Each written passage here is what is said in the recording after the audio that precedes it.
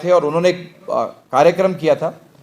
तब vice president sir हमारे institute के रंजीत अग्रवाल जी यहाँ आए थे और तब हमने उनसे बात की थी कि कैसे सीए के कोर्स को और बढ़ावा देने के लिए और साथ साथ बाहर के राज्यों के लोग यहाँ 15 दिन के लिए, 1 महीने के लिए आके इतने बढ़िया एनवायरनमेंट में और अपडेट अपनी स्किल्स कर सकें, उसके लिए हमने एक सेंटर ऑफ एक्सीलेंस की मांग की है। और मुझे आप सबको बताने के लिए बहुत गर्व होता है कि हमारी इंस्टीट्यूट ने तो इसे इन प्रिंसिपल अप्रूव कर दिया है और हम अब यहाँ के लेफ्टिनेंट गवर्नर साहब और उनके थ्रू यहाँ के डिपार्टमेंट के माध्यम से एक जगह लेने जा रहे हैं और इस जगह पे हम एक सेंटर ऑफ एक्सीलेंस बनाएंगे जहाँ रेसिडेंशियल फैसिलिटी होगी, जहाँ क्लासरूम्स होंगे और हमारे चार्टर्ड अकाउंटेंट के स्टूडेंट्स जो सीए कर रहे हैं उनके ट्रेनिंग और आगे जाके चार्टर्ड अकाउंटेंट बन चुके हैं उनकी अपडेशन के लिए भी एक सेंटर ऑफ एक्सीलेंस की स्थापना हम यहाँ करने का सोच रहे हैं और उसके लिए हम आगे बढ़ चुके हैं। डेफिनेटली आपने कहा एक अलग अलग रोल निभाते हैं और कंसल्टेंट के रूप में काफ़ी नई कंपनियां मैन्युफैक्चरिंग जो करती हैं उन्हें एडवाइस करते हैं कि भैया आपको कौन सी इंडस्ट्री में जाना चाहिए, आपको इंडस्ट्री कहाँ लगानी चाहिए। और इसके माध्यम के लिए मैं कहूँगा कि आज आपके राज्य में भी और या इस यूनियन टेरिटरी में भी काफ़ी स्कीम्स हैं जो अवेलेबल हैं नए एंटरप्राइज को अगर यहाँ सेटअप करना है उसके लिए। तो हम ये प्रयास कर रहे हैं हमारे चार्टर्ड अकाउंटेंट्स जो पूरे जम्मू एंड कश्मीर में और लेह लद्दाख में हैं उन सबसे के माध्यम से कि इंडस्ट्री तक हम आउटरीच करें, इंडस्ट्री के साथ मिलके उन्हें बताएं कि क्या बेनिफिट्स हैं यहाँ बिजनेस लगाने के, क्या इंसेंटिव्स उन्हें मिल रहे हैं। और ऑफ कोर्स जीएसटी जो नया आज हम इस साल जीएसटी को 6 या 7 साल पूरे होने जा रहे हैं, तब जीएसटी के कारण भी कितना बड़ा बेनिफिट मिला है बिजनेसेस को वो हम बताते हैं। तो मैं ऐसा मानता हूं कि चार्टर्ड अकाउंटेंट्स हम जो इंस्टीट्यूट के माध्यम से अवेयरनेस करते हैं और हमारे चार्टर्ड अकाउंटेंट जो प्राइवेट प्रैक्टिस में अपने क्लाइंट्स को ये सलाह देते हैं, मैं ज़रूर मानता हूं कि उसके कारण यहाँ इकोनॉमिक एक्टिविटी बढ़ेगी। टूरिज़्म तो सबसे बड़ा इंडस्ट्री है ही, साथ साथ और कौन से मैन्युफैक्चरिंग की कंपनियां आ सके जिससे इकोनॉमिक ग्रोथ भी हो और एम्प्लॉयमेंट की अपॉर्चुनिटी यहाँ के यूथ को मिल सके, उसके लिए भी हम काम कर रहे हैं। आपको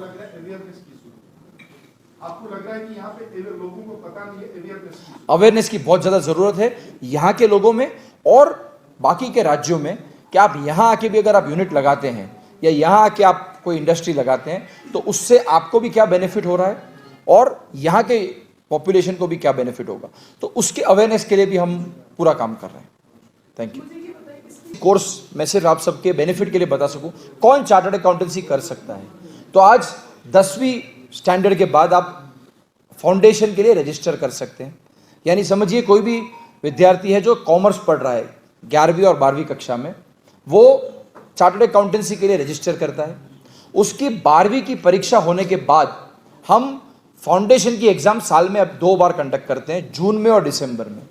तो मान लीजिए कि वो अगले साल मार्च में उसकी 12वीं की परीक्षा खत्म करता है, तो वो जून की परीक्षा में और दिसंबर की परीक्षा के लिए अप्लाई कर सकता है।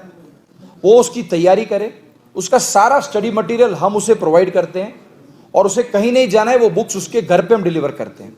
साथ साथ तैयारी करने के लिए वीडियो लेक्चर्स हमारा board of studies free of cost provide करता है, तो पूरा कोर्स समझ सकता है और फाउंडेशन की परीक्षा देगा। फाउंडेशन करने के बाद हमारे 2 और लेवल है, इंटरमीडिएट और फाइनल।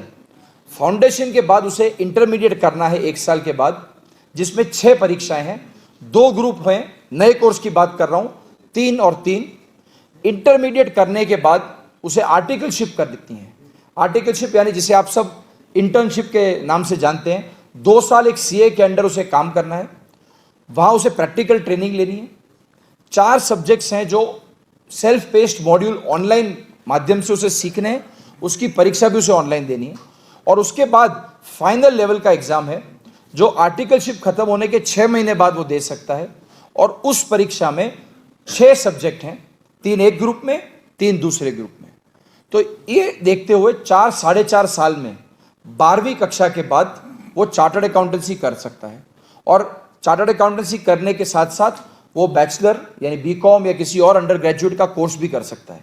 तो ये इतने कम समय सीमा में साढ़े चार साल में कोर्स अगर वो पास हो जाता है सभी परीक्षाओं में तो वो सीए बन जाता है।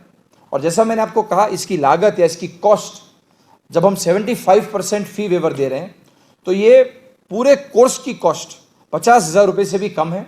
और 2 साल की आर्टिकलशिप में उसे जब इंटर्नशिप में उसको स्टाइपेंड मिलता है तो आप मान के चलिए कि पूरा कोर्स लगभग उसे कॉस्ट फ्री हो जाता है। और इमीडिएटली ऑन क्वालिफाइंग हम उनका एक कैंपस प्लेसमेंट करते हैं। और आज कैंपस में अंदाजे से 10 से 12 लाख का starting salary average chartered accountants को मिल रहा है। तो 10 लाख 12 लाख की सैलरी से उसे नौकरी मिल सकती है। वो चाहे तो जॉब कर सकता है बैंक्स में, अकाउंटिंग फर्म्स में, फाइनेंशियल इंस्टीट्यूशंस में, अलग अलग जगहों पे उनके लिए अपॉर्चुनिटीज़ हैं।